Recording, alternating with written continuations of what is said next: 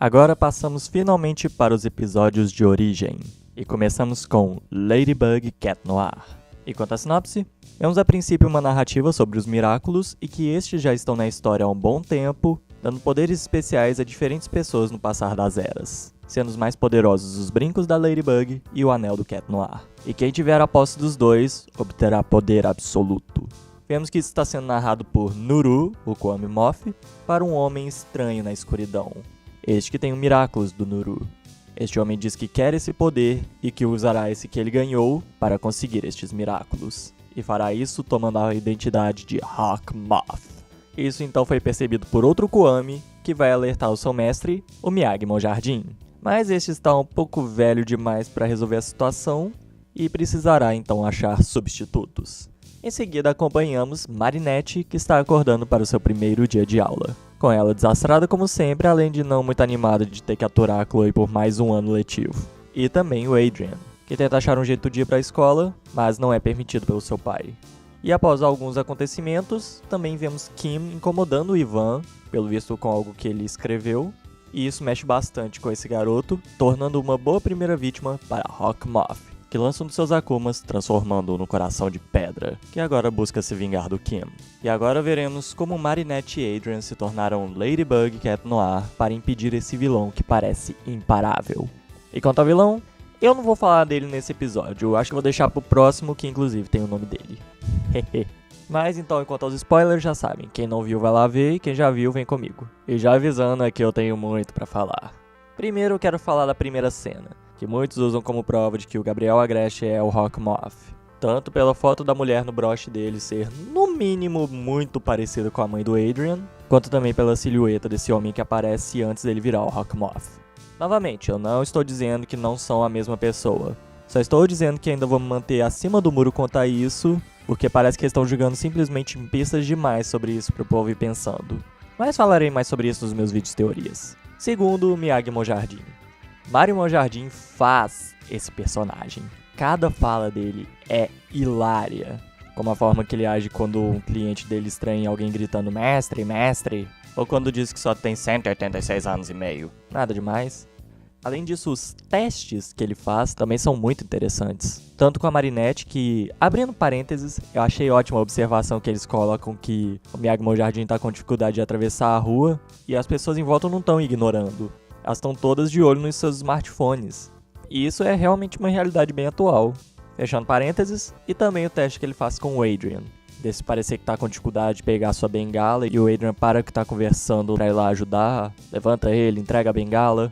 E é uma ideia bem legal que o Miyagi Monjardim não tá procurando pessoas mega habilidosas, rápidas, fortes, nada disso. Ele procura pessoas de bom coração dispostas a ajudar.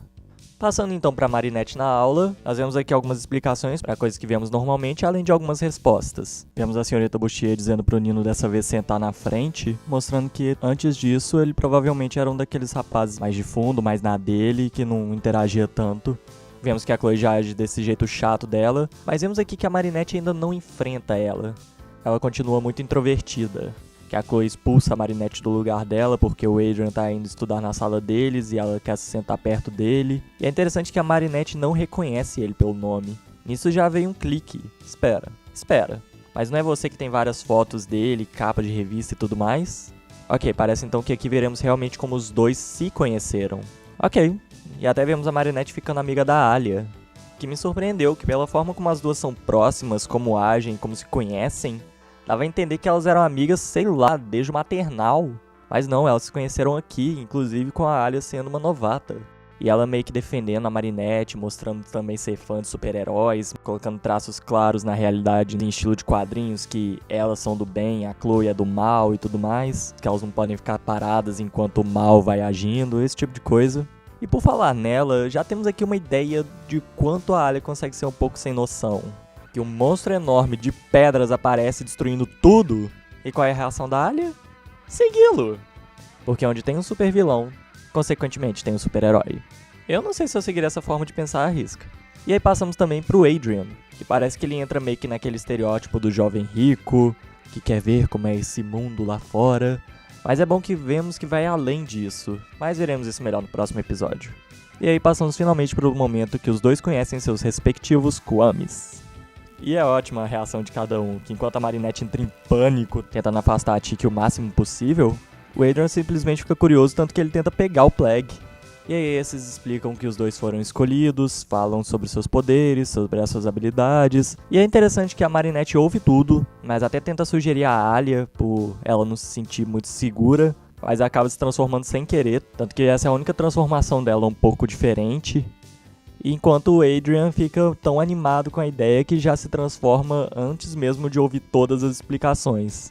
E aí finalmente vemos os dois conhecendo como Ladybug e Cat Noir, que eles ainda não têm aquelas personalidades que conhecemos. Não é a Ladybug, é a Marinette vestida como Ladybug. Ela ainda é aquela menina sem muita autoestima, bem desastrada, tanto que eles se conhecem com ela caindo em cima do Cat Noir. E ele não fica cantando ela, fazendo aquelas brincadeiras, tentando conquistá-la.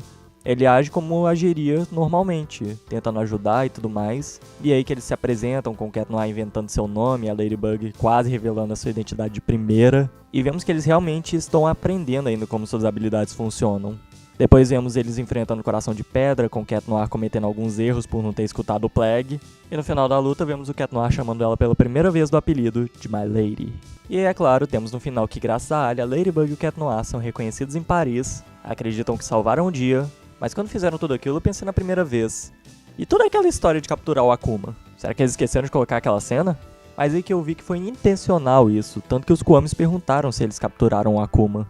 E esse que ainda se multiplicou, transformando outras pessoas em corações de pedra que não se moviam. E aí a Marinette se sente tão mal vendo isso como sua culpa, que ela se sente novamente insegura e desiste dessa ideia toda tirando os brincos, e aí a Tiki some.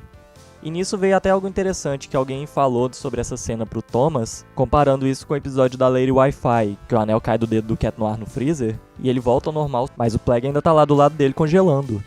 E aí o Thomas pergunta, qual é a diferença entre essas duas cenas? E a pessoa responde que nessa de agora a Marinette que tirou os brincos. E ele diz, exatamente, a pessoa precisa não querer mais o Kwame para que esse suma. E deu essa ideia de que foi realmente algo bem bolado.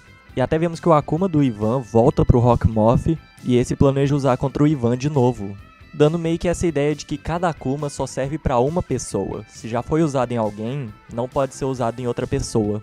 Bom, pelo menos foi isso que eu entendi. Mas aí termina com esse final tenso, sem contar coisas que não se encaixam com o resto. Estão nos mostrando que ainda teria pelo menos uma parte 2. E no final esse episódio faz um ótimo papel como episódio de origem, principalmente como uma primeira parte, que nos dá algumas respostas, mas ainda nos deixa com perguntas. Queremos saber como os elementos que nos são apresentados aqui se amarram com o que já nos foram apresentados em todos os outros. E isso me deixou muito curioso.